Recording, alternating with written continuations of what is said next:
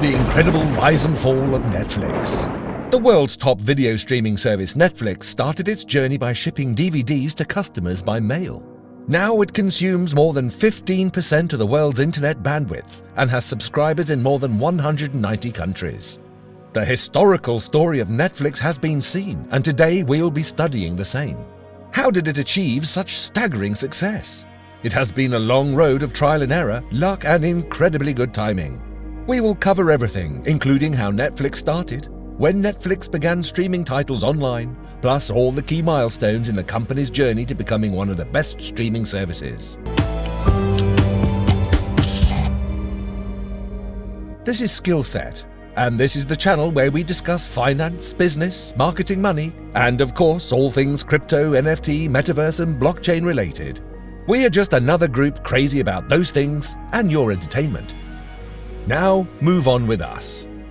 In early 1997, Reed Hastings was the CEO of the company they worked for, Pure Atria, and Mark Randolph was its VP of corporate marketing.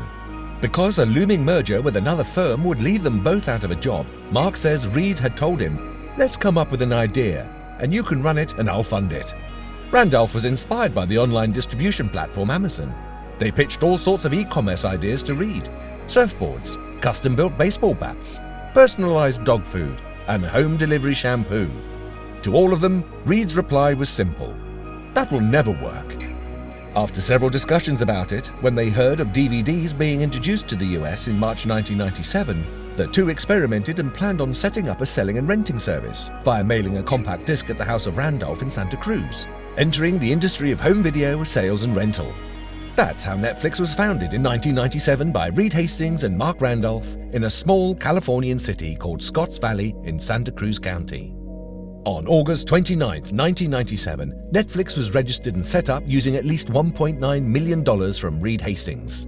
Other investors later supplemented this capital. Reed Hastings, 37, became chairman with 70% ownership, and Mark Randolph, 39, the CEO and a minority owner. The site for the same was out in 1998, with almost every available DVD title at the time.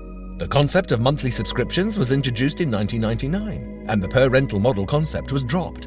After a few iterations in its first years, Netflix eventually crafted a successful business model: a subscription-based service with no due dates or late fees and unlimited access to content at $19.95. By the year 1999, 239,000 subscribers had signed up, and Netflix's video library had expanded to 3,100 titles. After a meeting between Mark and Sony goes bad and growth becomes sluggish, Reed demotes Mark to president and takes over as CEO. As Netflix was suffering losses in 2000, the plan was to sell the company to Blockbuster LLC. But the CEO declined the offer of $50 million, considering the whole dot-com hysteria is completely overblown. The company was open for public offerings later after the September 11 attacks in 2002. After it, the company was again on the rise. Its earnings grew from $6.5 million to $45 million, and by 2005, it shipped 1 million DVDs each day.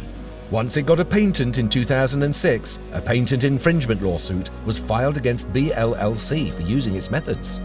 Disputes were settled by 2007. In the same year, a shift towards streaming services happened.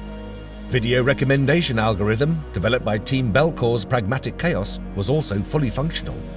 Licensing and distribution of independent films by Red Envelope Entertainment lasted for 2 years between 2006 and 2008. In 2010, Netflix changed its focus to streaming and introduced it to the United States. Reed tells investors, "3 years ago we were a DVD by mail company that offered some streaming, and now we are a streaming company, which also offers DVD by mail." In 2011, Netflix split its streaming business and DVD rental business into 2 distinct subscription packages: Netflix for streaming and Quickster for DVD rentals. Reed reversed the unpopular decision in less than a month after 800,000 subscribers abandoned Netflix. Netflix button on some remotes of compatible devices, developments on subscription plans, working on the subsidiaries, and working on a global expansion of its platform all happened in later years, as Netflix became the second largest streaming platform in North America. The company has continued to expand, develop, and acquire. It organized its own Flixes Award, planned on filling half of its library with original Netflix content, introduced its new branding in 2014, developed audio descriptions and supported content for the blind or visually impaired, expanded its worldwide, except in mainland China, Syria, North Korea, Kosovo and Crimea, introduced Fast.com, skip the intro and offline playback features. In 2017 acquired Miller World, a publishing firm of the writer Mark Miller, low broadband mobile technology for airlines. It also signed several contracts with content creators. The company signed contracts with directors to release the original series. It also acquired stand-ups, documentaries and feature films. The sources suggested that selling to Netflix makes the content profitable compared to a theatrical release. In November 2018, the first game, Minecraft Story Mode, was introduced and available for playing as Netflix closed a deal with Telltale Games, portraying its adventure games as a service in a streaming video format.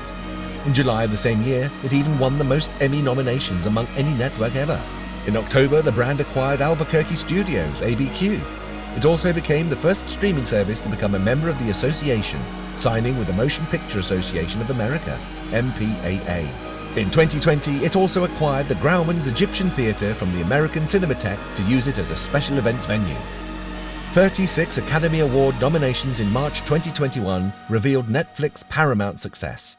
The company opened its headquarters in Toronto, Canada, and plans to expand its headquarters to Rome and Istanbul. The former executive of Electronic Arts and Facebook as Vice President of Game Development, Mike Verdu, was hired in 2021 by Netflix to develop and launch video games by 2022. Netflix also organized a 3-hour-long Tandem virtual event in September 2022. It acquired Hwang Dong-hyuk, Roald Dahl Story Company, and Night School Studio. The games are available through the application on mobile, and the company intends to add more games. It also came up with Top 10 on Netflix.com for announcing weekly lists of popular titles and series based on the new viewership metrics.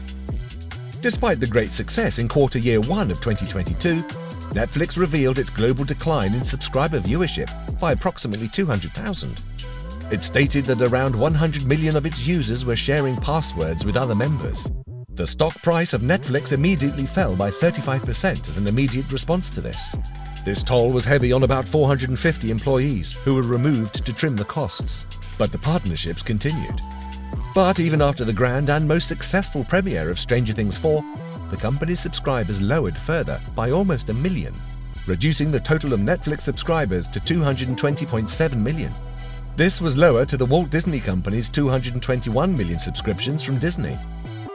Launched in the US in 1998 as an online DVD rental business, it wasn't until 2007 that Netflix came up with the idea that would change the way we watch everything.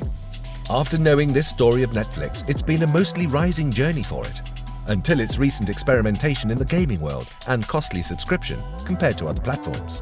But there could also be other reasons, like it could also be due to removal and denial to stream in Russia due to its recent political crisis. Besides that, many prefer saving money by sharing the subscription with friends and family. It reduces the cost and balances the budget for commoners.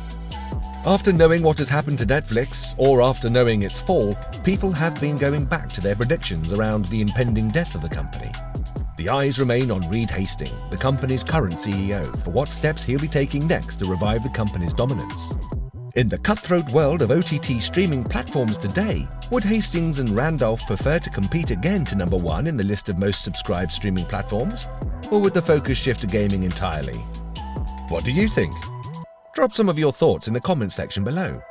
If you liked the video, give us a thumbs up, and don't forget to subscribe to our channel to stay tuned for more of such content.